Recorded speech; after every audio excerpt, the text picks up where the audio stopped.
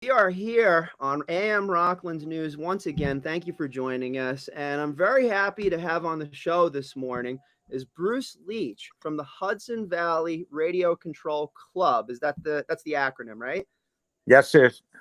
Okay, cool. So HVRCC.com, and they have a show that's coming up this weekend. If you've ever been into like watching these drones go overhead, you haven't seen anything yet. Okay.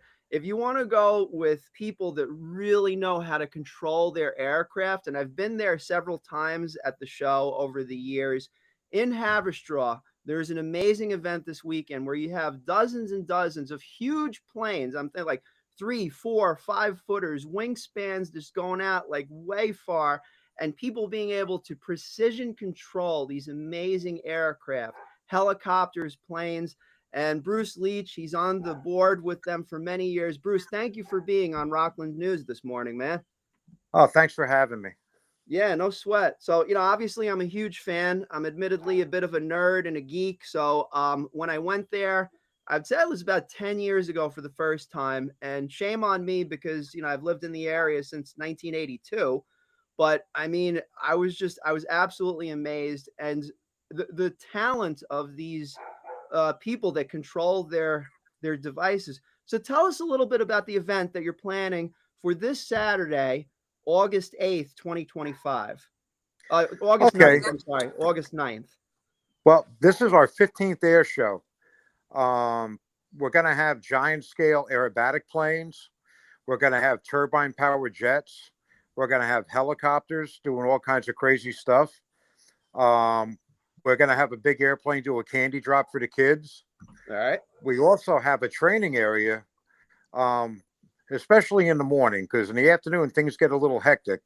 If you really want to come out and try for yourself, we have another runway set up, and we actually put people up with the help of an instructor, and we use what's called a buddy box. The All right. student has a box and the instructor has a box, and we give them a coach, and the instructor is able to take the airplane back instantaneously. So it's like very pain free, and it gives people an idea of how these things work. um, it's not a very hard thing to do, but it's something that just requires a lot of practice.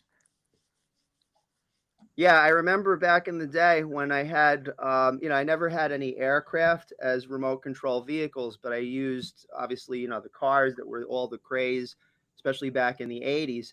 And, with aircraft, it's more three-dimensional.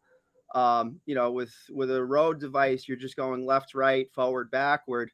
Um, what's the sort of device that controls these vehicles up in the air? Is it more computers these days, or is it more just like using controls? Well, if the transmitter is actually a computer, and it has an infinite amount of adjustment, and it doesn't compensate for your skills, but it does change the way that the aircraft responds to the inputs. Um, you could spend so much time just dialing in each individual thing, and especially people that fly precision aerobatics, they'll adjust everything so everything flies just the way they want it, and the airplane reacts just the way they want it with the amount of input that they give into the sticks. Mm-hmm. um, you could just go on forever. With today's technology, it's just amazing of what can be done. And even in the last 4 or 5 years, the technology has gone so far. We used to fly on FM band, Right. and you were kind of restricted to outside interference and things like that. Now we fly on 2.4, and it has frequency hopping, which means Interesting. that the channel just continuously changes. So you can't get hit, and it makes everything very safe and very foolproof. And the technology is it's so far out there. And besides having glow engines, which a lot of people are familiar with, if you ever got like a little Cox airplane when you were a kid, like a little control line airplane, Yeah, and yeah, it yeah. had the glow fuel, with the castor oil, and you know, we Mm-hmm. still have glow engines, we have gas engines, and now electric has become a very big part of the hobby, a I'm tremendous sure. part of the hobby. Do you see more, and obviously, I'm a drummer, and I have a digital drum set, but I also have the analog, if you will, drum set, the one that like you could really feel every note that you're playing. Do you see over the course of the last 15 years where people are switching, like the last few years, drones have been like such a big thing. Are you seeing more people like wanting to enter the show with drones, or how do you handle Well, that there? to be honest with you, drones, we really don't get into drones, and I'll tell you Yeah. why. No, no, no. I understand. Well, Absolutely. Yeah. well, where we fly, we're located right across from the Haverstraw heliport, which means that we need to have full sight of everything we fly. So we fly only line of sight. So Right. we don't have any GPS assisted flight, anything, no autonomous flight. And I'm not taking away from drones because drones are unbelievable. As a matter of fact, I have a fellow on my club. He does motion picture work, and he did all the camera work on all the Fast and Furious movies. You Wow. know, you're talking, like $250,000 drones, and Yeah. Yeah. so Serious I mean, technology the too. technology is fabulous. But where we fly, everything is line of sight. We fly in a specific area, and again, we don't fly out of bounds because we have a marina across the street, and the heliport is our biggest concern. And we've been good neighbors with Haverstraw Heliport for 17 years, Right. and so I'm pretty proud of that. We're able to coexist with them. We also applied for an exemption to be able to fly there without the use of a transponder, because a lot of rules have changed in the last few years. Because with all the drone traffic, the FAA really wanted to, nail everything down. Of course. And we actually applied for a waiver to be able to fly without having a transponder on our aircraft, which meant if we had to go to the transponder, you'd have to log in every flight. And yeah, Hmm. it just becomes a very tedious thing. And basically, our safety protocol is we hear a helicopter, we land. And if anybody ever had a helicopter go over them, you can hear a helicopter from 3 or 4 miles away. Right. So that works out very, very well. Um, but also, we do have people who were into drones, and they kind of found it a little boring. They would go up and look around and do what they were doing, and then they became more interested in model aircraft. Because they like airplanes, and it's a bit more of a challenge. And like I tell people, once you learn the basics, there's so many directions you can go into when it comes to model aviation. If you like big airplanes, if you like jets, if you want to actually get into actual turbine powered jets, Hmm. the spectrum is just so wide. And it's just like piloting a real aircraft. You have to understand the basics. And once you get familiar with the basics and you're competent, then everything changes. And because I think in the beginning, most people when they started the hobby, they Right. always brought along a garbage bag because they were always assured that they were going to come home with a bag of garbage. And Hmm. when you get beyond that point and things get a bit better, then people tend to get more expensive things, and they tend to enjoy it more. And it's just a natural progression. It's just like playing a musical instrument. Right. You Exactly. You start out upgrade the slow, equipment. Yeah. right? And you get better, you become more competent, and then things matter more, and you understand more, and you're able to do more. And it's really like competing against yourself. It's just like making yourself better. And Hmm. Hmm. that's the fun part of the hobby, is just going out and doing something and socializing with people and learning how to do new things. And sometimes going out on a windy day, and maybe you didn't really want to fly on a windy day, and you're able to bring the airplane in without destroying it because now you know how to handle it. It's like all these little milestones that Yeah. add up. That actually sounds like a one of my favorite songs from a band called Clutch. It's like, with every day, life gets a little stranger, but it doesn't bother me because I get off on the danger. That's the same thing as like going into the winds with the planes, I imagine. It's a little bit of a sense of adventure. And yesterday we spoke for briefly, and thank you for being on the show today. Thank on short notice as well. But you also told me offhand that you're responsible for keeping the entire facility maintained. So, I mean, and you've been on the board for many years. I know you've done the show in conjunction with a large number of people that are as passionate as you are about this. and the town of Haverstraw is a friend to the show. But you also maintained the facility too. So where does that drive come from? I mean, you've been doing this for many years. Is it something that you found to be joyful in your early years that you're bringing into like your 30s and your 40s? Well, I am responsible. Like we maintain basically the whole top of the landfill, or I would say at least 80% of the top, Hmm. and because we need to keep the grass very short, and the town of Haverstraw, the highway department, they do the rest of it. And I give these guys so much credit because I'm there all the time, and it's a lot of work, and it's really no joy because you're out in the sun all day. One word to sum it all up for me: Hmm. I'm stubborn. Nice. Um, Nice to you meet know, you. I mean, I started this club back in 2008, and the way I did it was I got into the hobby in 2007. And there's another club in Rockland County, the Rockland County Radio Control Club in West Nyack.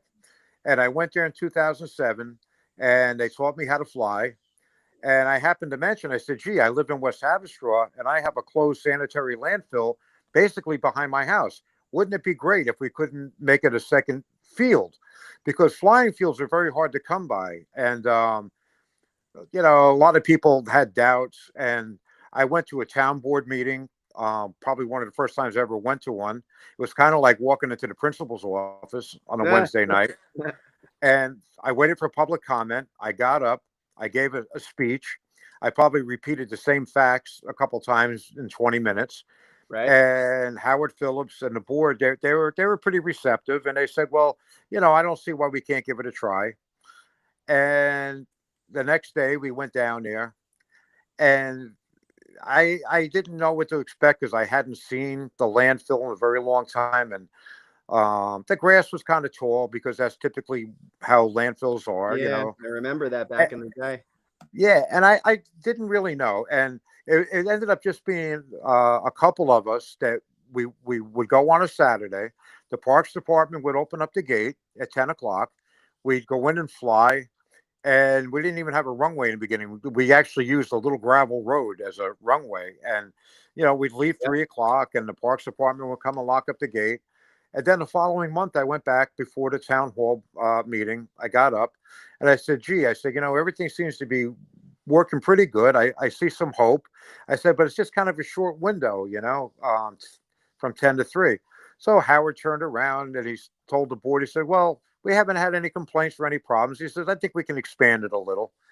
And that was Very it. cool. That was the beginning. And the following year, I went back and I said, a lot of people really like to come up and watch. And I said, I really like to do something to bring people up because people really enjoy it. He says, well, what would you like to do? I said, well, I'd like to do an air show. He's like, okay. He says, well, what do you need from us? I said, well, I see you do a Halloween festival every year and you give away free hot dogs. I said, maybe we could do hot dogs. And Howard turned around and said, you know what? He says, we can do hot dogs and we'll help you advertise. Very cool. That was the beginning. And Yeah, yeah. here we are. This is our 15th air show. We missed one because of COVID. Right. Of And, course. every year we try to make it a little bit better.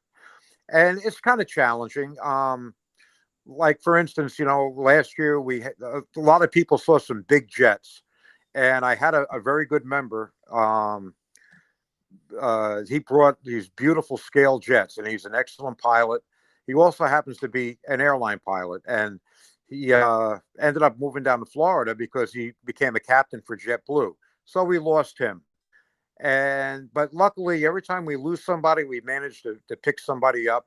Yeah. Um, I have somebody coming up that people are going to be so thrilled. He was there last year. His name is Tim Hanstein, and he's bringing his son, who's also an excellent pilot.